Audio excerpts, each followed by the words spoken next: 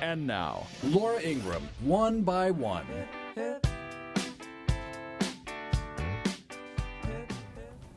Ow! Oh, sorry. Any day now I'm going to learn to use a stapler. How are you guys? Welcome to another edition of One by One. I'm your humble host, and you guys have been sending all these questions in. Try to keep it clean next time, because we've had editors going through these all day long, and we've only been able to find 3 so far.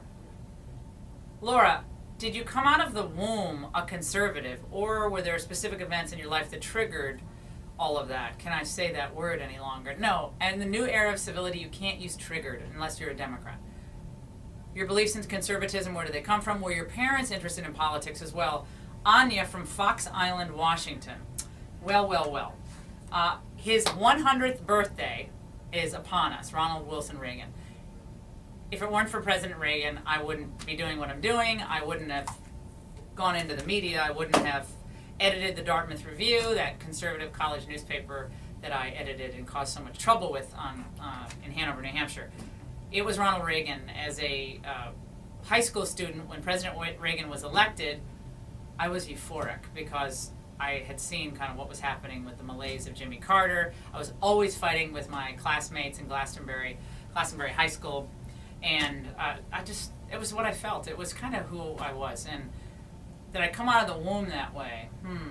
Well, I think my parents were pretty conservative. You know, they worked for Barry Goldwater in the early 1960s as volunteers, and so they kind of talked about politics, but our household wasn't really a political household. And I think my brothers and I disagree on some political issues, but it was just really, I think it was instinct and Reagan.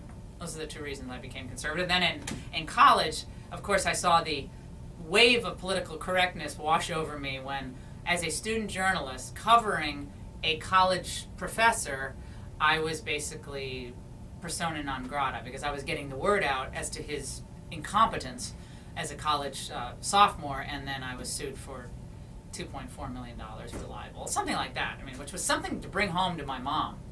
Mom, I have some good news and bad news. The good news is I'm getting a lot of legal experience in college. The bad news is you're on the hook for $2.4 million.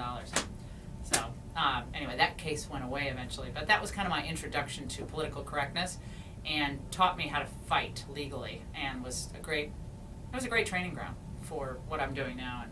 And so I never left the path. No, we all learn, right? Personally, professionally, so I'm always learning, and I don't think I'm evolving, but I am learning.